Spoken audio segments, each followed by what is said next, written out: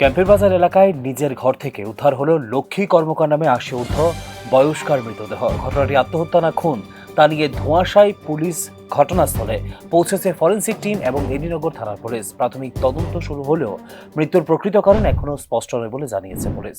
আমাদের থানাতে আজকে সকাল 9:30টার সময় একটা খবর আসে যে ক্যাম্পের বাজারস্থিত নন্দী টিল্লাতে একটা ঘরের মধ্যে একজন মৃত অবস্থায় পড়ে আছে। পরবর্তী সময়ে আমরা ঘটনাস্থলে আসি এবং ফরেনসিক টিম এবং ডগ স্কোয়াডকে খবর দেওয়া হয়, তারাও এসে আমরা এখানে দেখি এবং ফরেনসিক টিমও এগুলি অ্যানালাইসিস করেছে। আমরা এখন যে মৃতদেহ পোস্টমর্টম এক্সামিনেশনের জন্য জিবি মর্গে পাঠানো হয়েছে মৃত্যুর কারণ নির্ধারণের জন্য এবং ইনভেস্টিগেশন চলছে।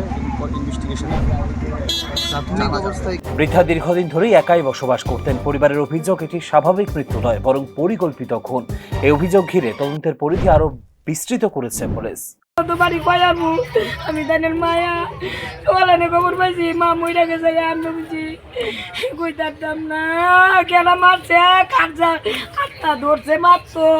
তার মা বোন নাই, তাদের এই জীবনে মা নাই, কেমনে মারছে আমার মাটারে কেমনে জানি মাইরা লাগছে। কত বয়স? 70-80 কে মারছে মনে করে? কইতাম না ভগবান বিনে কেউ জানে না। কে কে আছে ওনার? কেউ নাই জানো। মেজো ভাই তাই আবে না, ছোট ভাই তাই লিখছো মনি, আর বড় ভাই তাই লিখছো মনি। আমার বাড়ি কয়া আমার বড় বোন এনে তাই তাই লয়ে কাটা থাকে, কেউ যায় না। এমনি বেড়াই গেলে এনে বাড়ি তাই সবাই খোঁজ খবর করে, আমার বোন বুঝেরা খোঁজ খবর করে। একা থাকে তাই? ও একা থাকে। এই আজ কয়দিন আগে আমার বাড়িতে বেড়াই আইছে।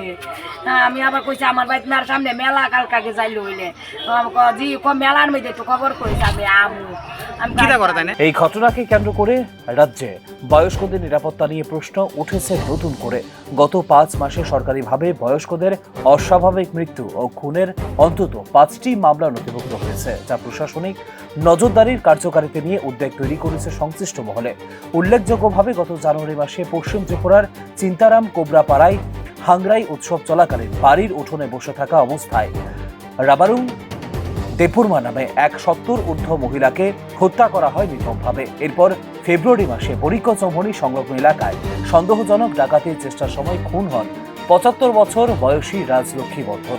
এছাড়াও গত ডিসেম্বর মাসে পশ্চিম আগরতলা থানা এলাকায় সম্পত্তি ও সোনার গহনার লোভে এক প্রবীণ মহিলাকে খুন করা হয়, যার সঙ্গে জড়িত থাকার অভিযোগে গ্রেপ্তার করা হয় তার নিজের মেয়ে ও জামাইকে, যার সমাজে পারিবারিক নিরাপত্তা নিয়েও তুলে দেয় বড় সড় প্রশ্ন।